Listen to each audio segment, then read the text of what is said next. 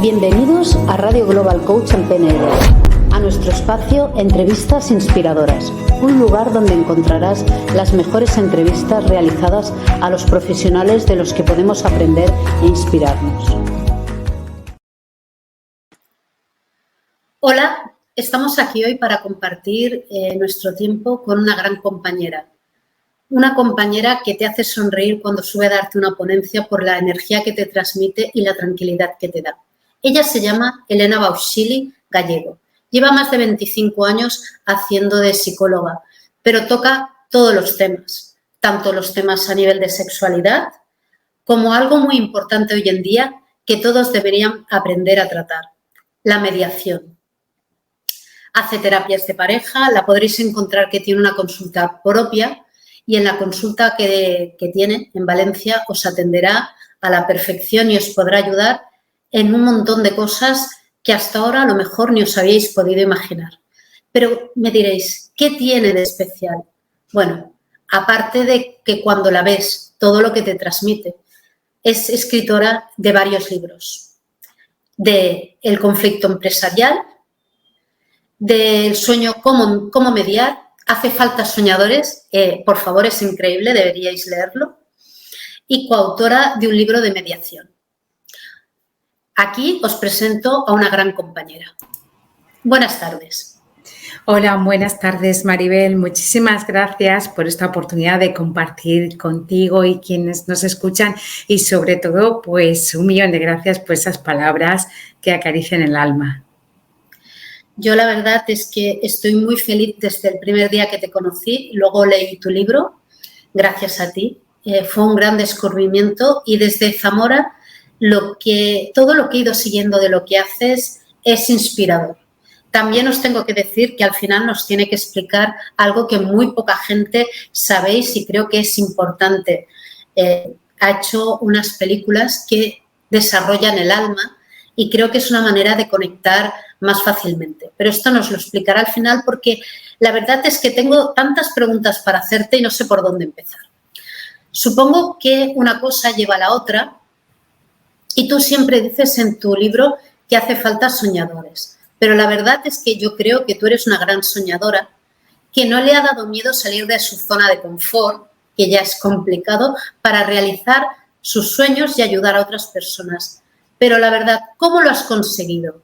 ¿Era algo innato en ti o has tenido que aprender a soñar en grande a lo largo de tu vida? Bueno, pues es una pregunta muy buena y la verdad es que si me preguntas que cuando empecé a soñar, quizás la respuesta es dime cuándo no, porque yo me he criado con mis dos hermanas.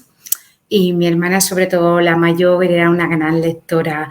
Era el tiempo de Antoñita la Fantástica. Para que te vayas a hacer una idea, leíamos los 5. Y entonces, pues bueno, nosotras hemos sido siempre de jugar mucho juntas, junto con mi hermana pequeña. Y todas esas cosas que ella leía y que luego íbamos leyendo nosotras y compartiendo, pues nos creábamos entre las 3 hermanas pues nuestras grandes aventuras, ¿no?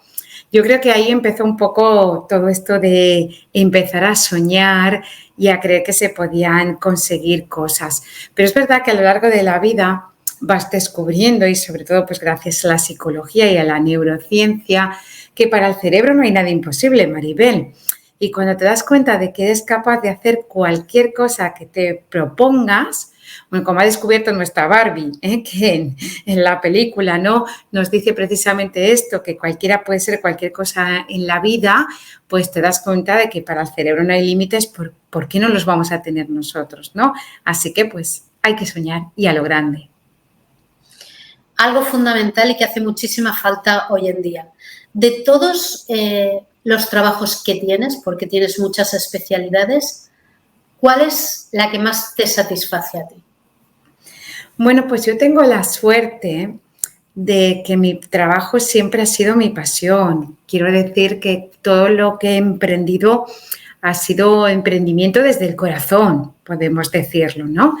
Y la verdad, pues que no soy capaz de decirte, quizás por eso llevo tanto tiempo haciendo tantas cosas, ¿no? Porque no puedo desprenderme de ninguna de ellas. todas me ha aportado mucho en su momento y me siguen aportando, pues todas las historias que escucho, las palabras de cariño y agradecimiento de las personas cuando ves a lo mejor su sonrisa que ya te está indicando de que se encuentran muchísimo mejor, que ya han superado esa parte de crisis y a veces pues de la idea de que no van a poder superarlo, no van a poder salir de la situación en la que estás. Me encanta, por supuesto, ese gusanillo, ese cosquilleo de cuando subes al escenario, ¿no? Y sabes que tienes que arrancar, que no sabes muy bien si va a gustar lo que vas a decir, si vas a convencer, si va a llegar a todo el mundo. Me ha gustado mucho la experiencia que durante 4 años y medio he podido compartir con Click Radio Televisión, esta radio online desde Madrid, que hemos estado retransmitiendo pues durante estos 4 años y medio el programa de Sueño con Mediar, ¿no? Con Mediando con Elena. Y bueno, pues no lo sé, es que todo es bonito cuando se hace lo que decíamos con pasión, con ganas y sobre todo pues la oportunidad de compartir y conocer a tantísima gente, pues como he tenido la oportunidad de conocerte a ti, Maribel. La verdad es que el placer es mutuo, pero sobre todo yo he aprendido a ver una parte de fantasía que muchas veces las personas dejamos de lado cuando vamos creciendo. Y creo que la inspiración de ver una oportunidad siempre es positivo, independientemente del entorno que en ese momento tengamos. Que esa es la capacidad que yo creo que tú tienes de transmitir en los libros, que podemos hacer cosas, que podemos soñar. Y es muy importante recordarle a todas las personas que realmente se puede soñar. Eso no implica que para mí y para ti la mediación es muy importante en nuestra sociedad. Yo lo considero algo vital, tanto a nivel profesional como personal. ¿Crees que hay buenos mediadores? Porque hasta ahora hablábamos de mediación y la gente no sabía realmente de qué estábamos hablando. Uh-huh. Bueno, pues yo lo sigo uniendo, como tú dices, al ámbito de los sueños, ¿no? Yo creo que si uno no sueña, pues si carecemos de sueños, pues no podemos seguir viviendo, no hay algo dentro de nosotros que se muere. Yo creo que podemos morir varias veces en la vida, ¿no? Y a veces pues morimos porque nos falta ese alimento para el alma que nos consigue dar los sueños, porque nos ayudan a esa motivación, no sabemos lo que queremos y nos ayuda a levantarnos cada mañana, a ilusionarnos, aún sabiendo que no es un camino fácil. O sea, el que tenga sueños no significa que los podamos conseguir rápidamente, que no cueste esfuerzo, que no caigamos muchas veces, ¿no? Y que no tengamos que resolver muchos conflictos por el camino. Y de ahí viene la mediación, ¿no? Que muchas veces nos ayuda a poder dialogar, a entender al otro, a ponernos en su sitio, a valorar también qué siente y de alguna forma incluso a veces a sentir lo que siente el otro, ¿no? Y creo que necesitamos también soñar con mediación. Yo siempre he soñado con mediar, que es el nombre de mi primer libro, para no tener que mediar, ¿no? Porque en un mundo donde fuéramos capaces todos de poder dialogar, de resolver conflictos de forma pacífica desde el entendimiento, no haría falta un tercero neutral, que es la figura del mediador, para ayudar a resolver los problemas, ¿no? Es verdad que tenemos que vivir en el conflicto es inherente al ser humano, como nos ha dicho muchas veces Eduard Viñamata, ¿no? Es imposible vivir sin conflictos. Sería tanto como decir que existe el estrés cero y el estrés cero tampoco existe, es decir, siempre vivimos en una situación de estrés.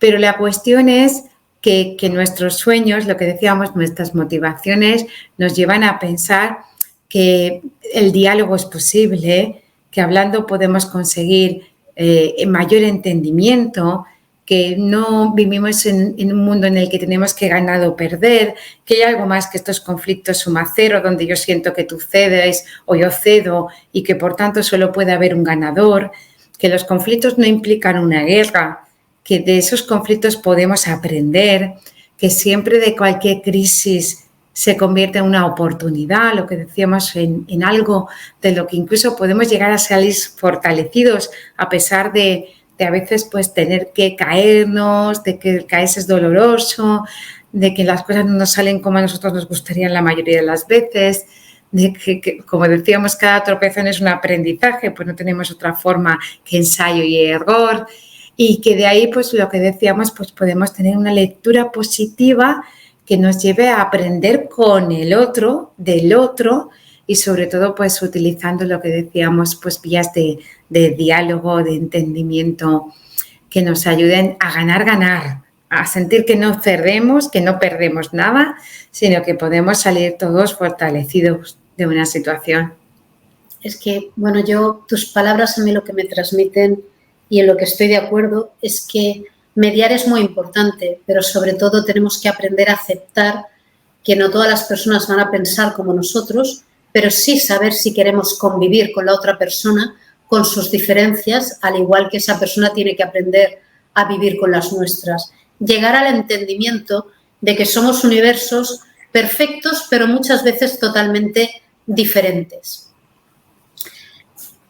Uno de los temas es que creo que a las personas aún hoy en día les cuesta mucho mediar. ¿Cómo lo ves tú? Claro, pero por una cuestión que es cultural y que tiene que ver con nuestra sociedad. Piensa que cuando nosotros empezamos aquí en España, hace 30 años, a hablar de mediación, sobre todo en el ámbito de la familia, era muy difícil explicar qué era mediar cuando nuestra sociedad estaba inserta en litigar, cuando nosotros siempre hemos aprendido a resolver conflictos a través de un tercero, pero en este caso no un tercero imparcial y neutral con no poder, como es el mediador, sino un tercero con poder, ¿bien?, de intervención y de decisión, como podría ser un juez, ¿no?, dentro del juzgado, un árbitro en alguna empresa. Es decir, que siempre hemos buscado a alguien que haga esa vez. Mira, desde bien pequeños se nos ha enseñado a que siempre hay una persona que nos resuelve el problema.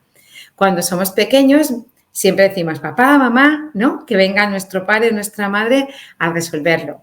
Cuando somos más mayores, entonces depositamos esa capacidad de resolución en el profesor, ¿no? Vas al profesor, se lo digo, se lo cuento y viene el profesor y resuelve el conflicto. Después, al final, acabamos siempre delegando en alguien, si te das cuenta, delego mi pareja, delego mi madre, delego a veces en mi hijo, aunque no sea la mejor delegación, o acabamos delegando en el juez. Es decir, siempre buscamos un tercero ajeno a nosotros porque hemos aprendido que no tenemos capacidad nosotros para resolver el conflicto. Realmente nosotros como personas tenemos la capacidad de resolver los conflictos. Dentro de nosotros lo que único es que no hemos tenido, como decíamos, la formación, las herramientas para entender que sí tenemos esa posibilidad. ¿Por qué? Porque solo nosotros sabemos lo que queremos, lo que tú dices, nos conocemos, podemos incluso llegar a conocer a la otra persona. Entonces, somos las mejores personas para saber qué queremos en nuestra vida y qué no queremos. Pero además te decía que la sociedad y la cultura tampoco han ayudado porque hemos aprendido a litigar, a tener ese juez que todo es denunciable, que todo es imperdonable y que en el momento en que tú haces, Maribel, algo que a mí ya no me gusta, ¿para qué me voy a sentar contigo, no? Cuando hay alguien que puede decidir, entonces pues ya directamente, mira, vamos al juzgado, lo resolvemos en el juzgado y que decida el juez. Entonces, como que me quito responsabilidad también, ¿no? Porque en el momento en que yo no tengo que decidir y te doy a ti como jueza, en este caso, todo el poder de decisión, fíjate qué bien vivo, ¿no? Cuando al final, para lo bueno y para lo malo, la culpa la vas a tener tú. Porque tú has decidido en mi vida. O sea, si luego no me gusta lo que tú has decidido, evidentemente tú eres la culpable. Pero yo no soy responsable en ningún momento de mi conflicto porque lo he abdicado en este tercero, ¿no? Por eso, muchas veces vemos que la solución no está en los juzgados. Muy al contrario, ¿no? Va a ser muy difícil que salgamos de ahí con la sensación de bienestar. Si perdemos porque la otra persona ha conseguido más cosas de las que en nuestra mente, ¿no?, en nuestra imaginación estaba, ya nos sentimos mal. Pero es que aún ganando, sabemos que nunca ganas en una guerra. siempre hay daños colaterales, ¿verdad? Siempre hay decisiones o hay cosas que van a ocurrir en las cuales tú no vas a estar de acuerdo. Pero al final hemos abdicado ese tipo de responsabilidad en un tercero.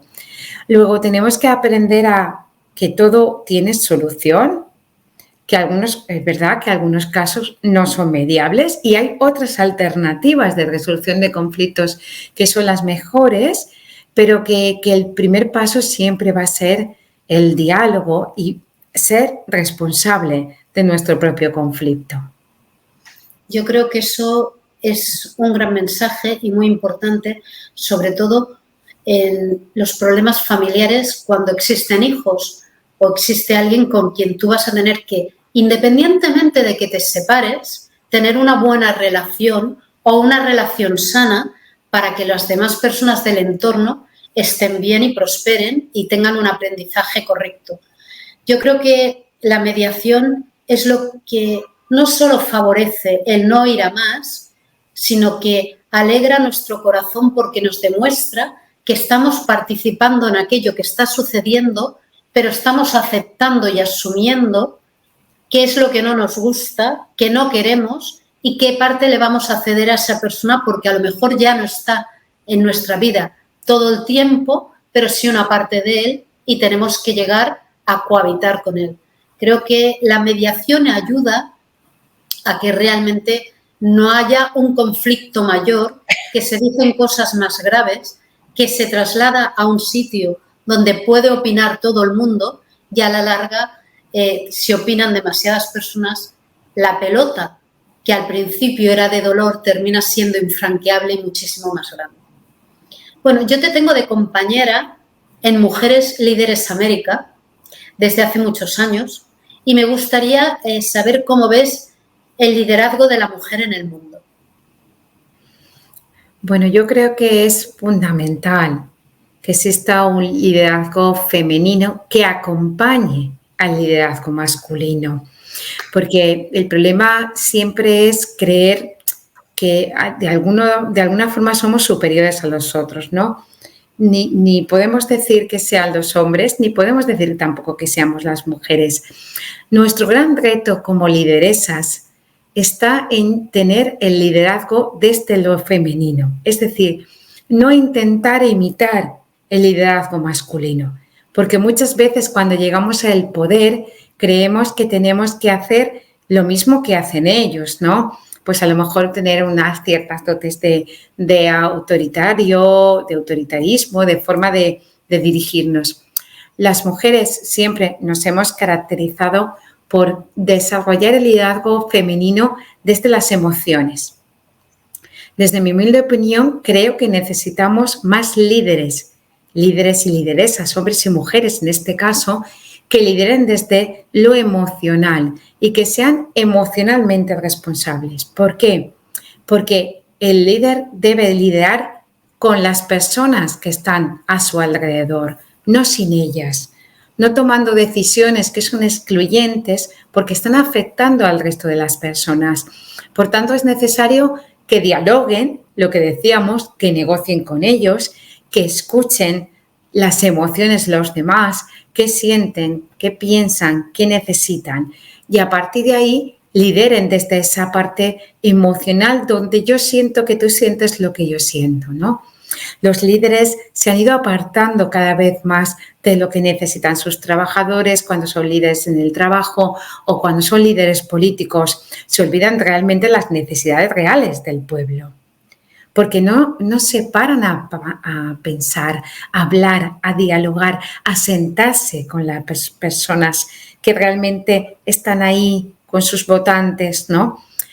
Antiguamente sabes que había un contacto mayor, sobre todo desde el ámbito público, político, con el pueblo, sobre todo desde las alcaldías pequeñas, donde el alcalde o alcaldesa era una persona más del pueblo, que sí que sabía y conocía las necesidades reales porque ha sido ciudadano o ciudadana de ese pueblo y porque se sentaba a almorzar, a tomar café, a dialogar con el resto, que les decía aquello de señora alcaldesa o señor alcalde, acuérdese de que necesitamos un asfalto o recuerde que necesitamos ayudas para la agricultura o para cualquier otra cuestión, ¿no?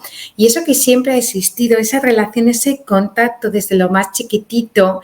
De hecho, en Barcelona, la figura, fijaos, del mediador nace del homo bo, ¿no? De la persona buena, ¿no? Del hombre bueno. Este hombre bueno, este Omebo era un hombre que realmente vivía en el pueblo y que estaba cercano y que tenía la legitimidad del resto del pueblo, ¿no? No era alguien político, sino alguien cercano que tenía capacidad de escuchar y que le legitimaban las personas porque veía que realmente no solo escuchaba, sino que era una persona también resolutiva, ¿no? Pues desde ahí, desde ese liderazgo emocional, responsable, cercano, que escucha a las personas, que es dialogante, si es en el ámbito del trabajo lo mismo, que entiende las necesidades de los trabajadores y que a partir de ahí es resolutivo. Entonces, el liderazgo femenino hace falta, respondiendo a tu pregunta, porque necesitamos líderes realmente emocionales y mujeres que lideren desde esa parte sin querer imitar, como decíamos, liderazgo masculino. Es que es muy importante que sigan creciendo líderes femeninas, pero que se mantengan dentro de esa feminidad o que no quieran cambiar cuando llegan al poder. Realmente el problema de subir es que mientras vas subiendo te vas expresando con normalidad y cuando ya llegan arriba muchas veces dicen lo que quieres oír, pero dejan de expresar lo que sienten y pierden esa empatía o se vuelven muy comerciales y no se responsabilizan de lo que están diciendo. Sí que cuando a mí me viene alguien que hacía bien las cosas, yo me he trasladado al pueblo y me acuerdo de las comidas con mi abuelo, que se sentaba con el alcalde y hablaba y le decía falta esto, falta lo otro y cómo se puede mejorar y hablaban de manera natural por un bien común, que era algo que amaban y amaban su pueblo, amaban estar y que mejorara y que llegara realmente donde ha llegado hoy. Yo cuando voy ahora pienso, si mi abuelo ahora lo pudiera ver, disfrutaría muchísimo con todo lo que se ha logrado. Entonces, es parte importante lo que estás diciendo, el mantener esa línea, pero mantener también un poco la esencia de las personas, las emociones, para dar una cobertura buena y sana. Sobre todo hablamos de que sean sanas para que el recuerdo que te venga a la mente sea positivo. Es verdad que hay diferencias entre los países, pero ¿tú notas mucho la diferencia de liderazgo de un país a otro? Mira, lo que sí que te puedo decir es que con la pandemia se hicieron estudios, sobre todo para conocer qué países habrían liderado en ese supuesto momento, pues mejor las medidas de seguridad y habían contribuido a generar menos caos, menos miedo, digamos, ¿no? Y habían sido más resolutivos con el COVID, con la pandemia. Y se llegó a la conclusión de que justamente eran aquellos países cuyas mujeres lideraban el poder. ¿Te dice eso algo? Muchísimo, a mí muchísimo, porque es la manera que quieres proteger tu familia ante todo y que se mantenga sano todo tu entorno. Yo creo que las familias, las madres, sobre todo las mujeres, lo que intentan primero es proteger antes de ir a la guerra, ¿vale? El hombre es más conquistador de naturaleza y hay que agradecérselo también porque es bueno la función que hacen. Yo creo que todas las funciones son buenas y se crea una sinergia positiva en la que exista la comunicación, como tú dices. En una de las charlas haces una comparación de un antes y después de la crisis del COVID, como estamos hablando. Pero hace que hemos salido de estos tiempos difíciles para muchas personas y la esperanza empieza a llegar, ¿vale? Como un gran cambio a la humanidad. Más mediación, más cambios. ¿En qué crees que las mujeres debemos mejorar, por un lado? Y también, ¿Qué podríamos cambiar? Bueno, yo creo que lo que podemos mejorar es aprender a querernos mejor. Y no es tanto subir la autoestima, que se ha trabajado mucho y se oye mucho, esto de no te tienes que querer más. Yo creo que lo que realmente fracasamos, fíjate, es precisamente por esa herencia, aprendizaje de ser cuidador que tú comentabas, ¿no? Porque nos dedicamos más a cuidar del otro que de nosotras mismas. Entonces, cuando hablamos de querernos más y mejor, no es que yo me acepte con mis virtudes, ¿no? Que también, evidentemente, ¿no? Que sepa quién soy y que si puedo mejorar algo lo cambie y si no lo acepte, sino esa parte del autocuidado de quién cuida al cuidador. Porque nosotros siempre decimos, no, si todos los demás están bien, yo estoy bien. Y no es así, porque si tú no estás bien, los demás no pueden estar bien. Entonces, en esa parte de autocuidado es donde yo creo que tenemos ahí el suspenso las mujeres, ¿no? Que es el tiempo que nos dedicamos a nosotras. ¿Por qué? Porque creemos que es egoísmo, pero como decía la canción de Rosalén, no es egoísmo, es pensar en uno mismo. El egoísmo es yo conmigo mismo y sin los demás, pero cuando las mujeres nos planteamos el autocuidado, es yo me cuido para poder cuidar mejor al otro, ¿no?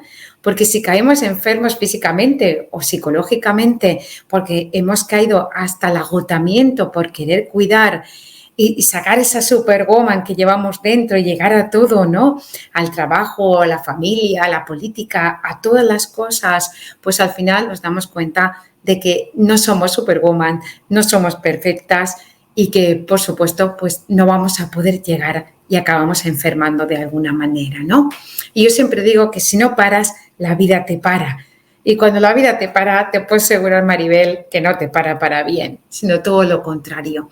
Entonces, aprender a cuidarnos, más tiempo para dormir, para comer bien, para pasear, hacer deporte, hacer lo que yo llamo alimentos para el alma, pintar, bailar, reír, cantar, hacer cosas que nos hacen sentirnos bien, para cargarnos de energía, porque esa energía anímica es la que nos permite sacar esa fortaleza para luego llevarla a casa, trabajar, estar con los niños, con los mayores, con todas las personas que queramos estar. Y poner límites, que ahí quizás es donde todavía fallamos más dentro de nuestro autocuidado. A veces sí cuidamos todo esto que estamos diciendo, pero el saber poner límites, pensar que no todo el mundo es bueno y tener esa capacidad también para aislarnos, para separar de aquellas personas que de alguna manera pues nos pueden hacer daño, ¿no? El saber poner límites, decir que no a muchas cosas, pues nos ayuda también a estar mejor. Bueno, es que yo creo que es básico y es la cuestión que nos queda pendiente a los seres humanos, aunque gran parte no se acepte. Hay dos cosas básicas que has dicho para mí, que decimos que hay que quererse mucho, pero es que hay que aprender a quererse bien. Y cuesta mucho aprender a quererse bien, porque para quererse bien tenemos que empezar por aceptarnos a nosotros mismos con nuestras carencias, con nuestras virtudes y sobre todo parar a escucharnos, bajar ese ruido exterior para decir qué queremos, hacia dónde vamos. Nunca es tarde para empezar a hacer algo, ya sea estudiar, pasear, ir a bailar, aunque siempre hayas pensado que eres torpe, pero darte una oportunidad. La figura del cuidador realmente sí que nos han educado para cuidar a los demás. Entonces, si algo no va bien, la culpabilidad nos mata, pero también sacrificamos parte de nuestros sueños por cuidar a los demás, muchas veces no siendo conscientes de lo que sacrificamos, con lo cual es muy importante lo que estás transmitiendo a todas las personas que nos oyen. Hay que aprender no solo a quererse, sino a hacer cosas saludables para el alma que sean dedicadas a nosotros mismos.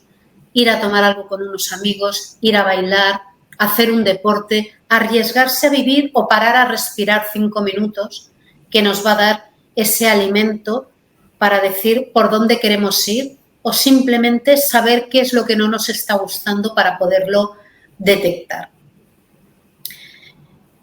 Es verdad que durante el COVID, yo pensaba que aquí se generaría más empatía, menos violencia, visto lo visto que ha pasado. Debía ser que tenía muchas ganas de que volviera todo un mundo ideal y realmente el COVID nos sacó lo mejor y lo peor de todas las personas. Y sí que tras ello lo que ha aparecido es que hay menos empatía en según qué cosas, se ha desarrollado, no se sabía tanto ataques de violencia. A mí me ha sorprendido mucho porque tú tienes una diversidad muy importante en la psicología, desde los trastornos mentales, como la familia, como la sexualidad, como las personas pequeñas, los jóvenes. Y yo pensaba que nuestros jóvenes se mantenían en una burbuja y he descubierto que yo sabía y era consciente de que crecían mucho más rápido. Una niña de 12 años, a mí a los 12 años me regalaban una muñeca y yo era feliz. A los 12 años le regalas una muñeca y se te queda mirando como diciendo, te has olvidado de con quién estás hablando. Entonces, hemos ido creciendo a la par que todos ellos, pero no nos hemos dado cuenta de lo rápido que han crecido y tal vez que no se han puesto las medidas adecuadas para que ese crecimiento fuera sano. De ahí sí que se ha desarrollado cierta violencia, como vemos en los jóvenes, pero creo que con tus palabras y tras leer tus libros, creo que es muy importante que la gente aprendiera no solo el placer de leer, sino en las casas que cogieran ciertos momentos para leer un libro y se lo leyeran a sus hijos y lo pudieran desarrollar, porque creo que hablaríamos de cooperación, tolerancia y llegar a sentimientos más positivos, porque hay cosas que no se pueden evitar, pero sí intentar llevarlas lo mejor posible. ¿Crees que vamos en un buen camino para poder mejorar las situaciones que hay? Bueno, contar cuentos, contar historias, muy importante lo que tú dices, y jugar mucho con los niños, porque el juego tiene en un momento determinado, a determinada edad, un significado. Ellos juegan con un significado, juegan a papás y a mamás, juegan a profesores. Y entonces el juego es el momento de socialización y les permite también expresar emociones, ¿no? Entonces es a través del juego cuando tú puedes expresar, mira, la mamá está enfadada, la mamá está contenta, ¿cómo estás tú? O ellos mismos expresan las emociones con los muñecos o con lo que estén diseñando en ese momento, ¿no? Construyendo a lo mejor con algunas piezas. Entonces, el juego también contribuye no solo al desarrollo de la inteligencia del niño, sino también a esa socialización y a esa expresión emocional. Yo soy optimista, Maribel, porque aunque es verdad que hemos ido atrás, antropológicamente atrás en el tiempo, en real, pero esto ya lo veíamos antes desde el COVID. Yo me acuerdo de tener conversaciones con el antropólogo y primatólogo Pablo Herreros Ubalde y él ya me decía, Elena, vamos antropológicamente hacia atrás en el tiempo, ¿no? Quiero decir que ya veíamos un cierto retroceso, pero fíjate que a pesar de eso, yo creo que vamos por buen camino y que las generaciones jóvenes que vienen detrás nos van a ayudar mucho, porque son generaciones que están trabajando el mindfulness, que están trabajando mucho el momento presente, la conciencia y el ser presente, estar presente y tener conciencia de lo que tú haces va a revertir también un poco esa parte negativa, esa parte, como tú dices, del lobo, ¿no? Que devorador, no del lobo sano, cuidador, como decíamos, que llevamos dentro, ¿no? El depredador, por decirlo de alguna manera, porque el mindfulness trabaja la autocompasión, trabaja precisamente el amor a uno mismo, lo que decíamos, pero el amor entendiendo que al sufrimiento hay que abrazarlo, que hay que recibir las emociones y hay que abrazarlas hasta que pierden intensidad.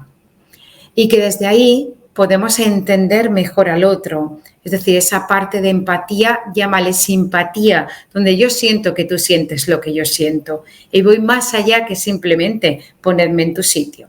Sabemos, los estudios científicos así nos lo dicen, que si yo trabajo además el mindfulness contigo, lo trabajo con otras personas, no solamente cambio mi estructura cerebral, voy a aumentar el hipocampo, cambia la estructura del cerebro y mejora la sustancia gris, sino que voy a cambiar a través de las neuronas espejo también la estructura de tu propio cerebro. Con lo cual el mindfulness se convierte en la herramienta de futuro que va a cambiar la humanidad. Muy importante porque hasta ahora casi no se le daba importancia. Hace de unos años hacia aquí que se ha empezado a hablar, a ver como una palabra normal en nuestro vocabulario y recomendarla como algo normal, terapéutico, pero que se puede hacer hasta en compañía y también solo. Creo que es muy importante, estoy totalmente de acuerdo, que es necesario y sobre todo intentar cambiar esas estructuras poco a poco para que haya un futuro mejor. Desde luego es importante educar y sentar bases dentro del ámbito familiar. Pero a veces que la familia no tiene los medios adecuados y cuesta. En estos casos, ¿qué se debería hacer? Sería útil integrar en el ámbito escolar, que para mí es importante, psicólogos, psicólogas, profesionales que ayudaran a que se trabajara esta materia sin decir que el niño es especial o es diferente, sino a aprender a amar sus diferencias, como tú dices, abrazar las diferencias que cada uno tiene para que se desarrollara de una manera sana y se hicieran grupos mejores en el colegio que a la larga son los que nos vamos a llevar como compañeros de vida. Claro, el colegio es importante, de hecho ya ahí por eso pienso que el mindfulness nos puede ayudar de cara al futuro, porque ya hay muchos centros escolares donde los profesores realizan mindfulness, porque ven que es necesario esos 4 o 5 minutos de dedicación al mindfulness para ayudar también, evidentemente, a mejorar la concentración y poder luego el resto del tiempo pues impartir sus asignaturas, ¿no? Y sobre todo para ayudarles a tener más cercanía también del profesor con el alumno, no como amigos, pero sí como responsable, como cuidador y a veces hasta coach también, que de alguna manera se convierte en una guía para el menor. Pero fíjate, si no va acompañado de la familia, es complicado el trabajo que hace la escuela. La familia tiene que ir en consonancia con la escuela. Los valores se adquieren en la familia. Luego, la educación que se recibe en la familia es incluso más importante que la educación que se da en el colegio. Y yo creo que todas las escuelas, todas las familias deberían ir a la escuela del amor. ¿O todas las escuelas deberían de tener escuelas del amor? No lo sé, porque el amor es lo principal. Aquellos niños que crecen sin amor, porque hay una negligencia, porque sus padres son fríos, no son expresivos emocionalmente hablando, porque no hay una demostración clara afectiva, porque existe una negligencia o hay un maltrato, un abuso. Esos niños crecen sin amor, son personas que luego no van a estar sanas emocionalmente hablando, van a ser enfermas al final y hacen que nuestra sociedad enferme también, porque cada vez tenemos más personas enfermas. ¿Qué necesitamos para revertir eso? Para tener personas sanas, pues familias sanas que se llenen de amor. El amor es el aprendizaje mayor. Amar se aprende amando. Si tú no recibes amor desde pequeño, es muy difícil. Y yo siempre digo, al corazón solo le cabe una cosa. O le cabe amor, o le cabe miedo, o le cabe odio. Pero es incompatible amor y odio en un solo corazón, ¿no? Y en aquellas personas donde reside el odio, reside el miedo, que luego pues está en la base de la mayoría de los conflictos interpersonales, de la violencia de género, de la violencia doméstica, de violencia entre iguales, cualquier otro tipo de delitos de odio, viene porque en la persona no reside el amor, no tiene esa capacidad afectiva. De hecho, fíjate, si incluso el sexo, que sabes que soy sexóloga, si al sexo le quitas la parte emocional, nos deshumanizamos. Y es tremendamente peligroso. Cuando tú tienes relaciones sin afecto, tú no te haces responsable del otro. Y el sexo tiene que tener una parte de corresponsabilidad, donde yo me cuido a mí, pero cuido al otro también. No solo cuido mi salud, sino en la medida en que tengo relaciones con otro, cuido también su salud. Lo del sexo tiene una parte de afecto importante, aunque no esté enamorado de la otra persona, no sienta que va a ser el amor de mi vida, pero sí tengo que sentir esa parte afectiva para ser responsable del otro y conmigo. Luego creo que la clave está en aprender a amar desde el principio, y el principio es la familia. Sí, la familia es fundamental porque la familia, quieras que no, crea una base y te marca. Y cuanto más mayores nos hacemos, más nos salen aquellas pequeñas cosas que con anterioridad nos reíamos y ahora con el tiempo dices, uff, ¿cómo me parezco a mi madre? O te dice alguien, eres idéntica con esto o esto, y dices, uff, yo siempre había pensado que esto no lo iba a hacer, ¿vale? Y sí que lo hacemos como algo nuestro y se hace de manera natural. Por eso es tan importante la base de la familia, el concepto del amor, el que nos enseñan a valorarnos y sobre todo en el sexo. Es muy importante lo que has dicho. Tienes que tener sentimientos y sentimientos sanos. No significa que se vaya a quedar aquella persona contigo, ni es el príncipe azul como nos educaron en una época que tenía que ser el príncipe azul para toda la vida. A lo mejor hay diferentes príncipes, pero mientras estemos en una relación, disfrutar de ella y que esa persona nos haga disfrutar sin que nos provoque ni colapso, ni nos haga daño, ni nosotros a esa persona. Lo importante es la comunicación y la base en todo esto es el amor para poder incluso disfrutar del sexo. Porque si estás o sientes esa empatía, esa sinergia, aquello va a haber esa química mágica que nos va a hacer disfrutar muchísimo más. Bueno, pasado el COVID, yo tuve el privilegio de encontrar algo que tú hiciste para todas las personas y que luego has hecho y que se tendrían que poner en contacto contigo para poderlo coger o que nos dijeras dónde se puede localizar. Yo sé que has realizado una especie, yo lo llamaría película, hay gente que, pues, una temática, para poder superar cosas, poder hablar con nosotros mismos, y has utilizado todas las herramientas en las que son tu especialidad, tanto el bailar como el hablar, como el contar algo, para poder llegar a transmitir. Las personas que no te han oído en una ponencia o en una conferencia no pueden saber que te transmutas, transformas para llegar a ser parte de nosotros mismos y nos haces conectar en muy poco rato, en muy pocos segundos con lo que nos quieres decir. Explícanos un poco este proyecto, estas películas, dónde se pueden conseguir. Te invito a que también vengas un día con calma y nos las expliques o nos des la publicidad o dónde las personas lo pueden localizar, porque yo creo que es importante que de vez en cuando veamos las cosas que hacen los compañeros y las compañeras, no solo para mejorar, sino porque mejoramos viéndolo y podemos reflexionar. Y qué mejor que una reflexión desde tu visión. Pero explícame un poco el proyecto porque mucha gente no lo sabe.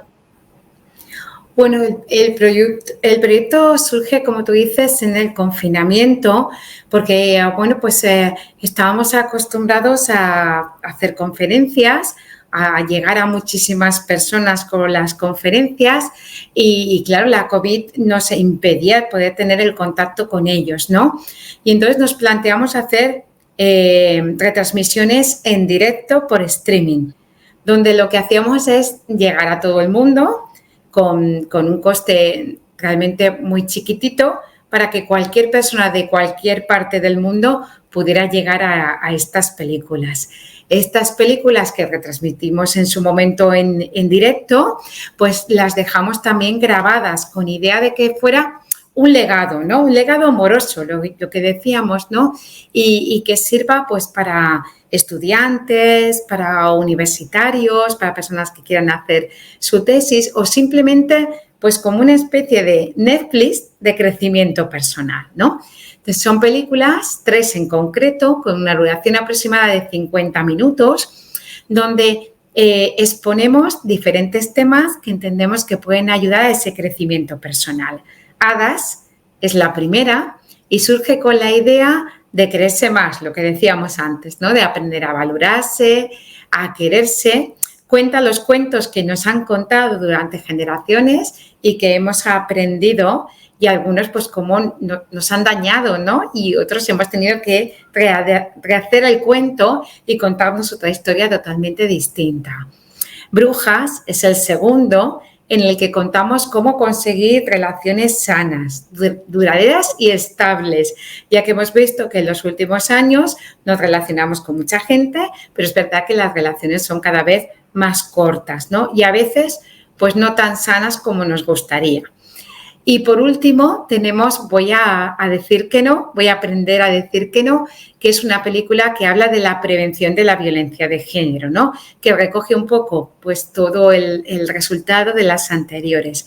Las 3 películas surgen de 25 años de profesión, donde yo he querido recoger todas las historias que a mí me han contado los diferentes pacientes que han pasado por la consulta, tanto hombres como mujeres.